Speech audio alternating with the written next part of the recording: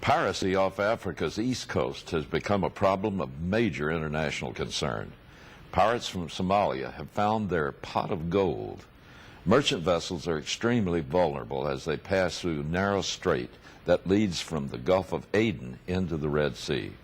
Somalia's long coast borders this strategic international sea lane. This has enabled Somalia pirates to attack at least 77 ships this year. The vast majority of merchant ships are not armed or prepared to defend themselves against pirates. The raiders have very fast boats, small boats, that are almost invisible to radar. They're well-trained terrorist types. They're heavily armed with compact but very destructive and lethal weapons.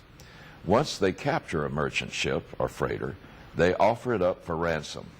The average ransom collected per ship is about $2 million. The Los Angeles Times reported that there are now entire villages along the Somalia coast engaged in piracy.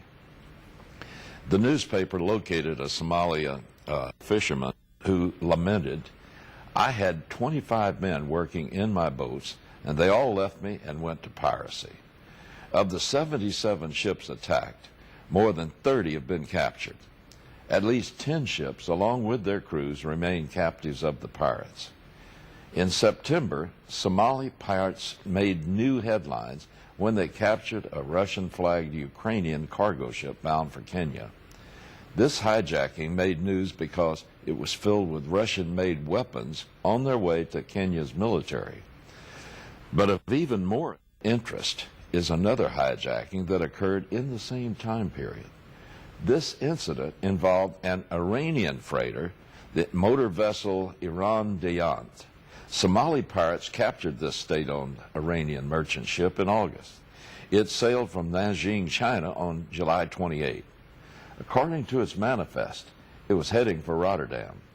But the U.S. Coast Guard reports that Iran routinely falsifies its shipping manifests. The vessel's declared cargo consisted of minerals and industrial products. It was boarded by pirates on August 21st. By September 1st, 16 of the Somali pirates were dead.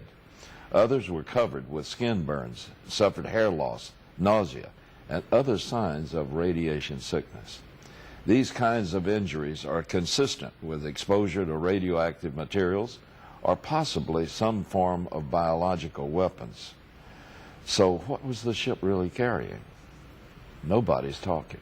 Where was it really headed? Nobody knows for sure. The pirates released the ship back to Iran on October 10 before the U.S. or NATO could get a good look inside.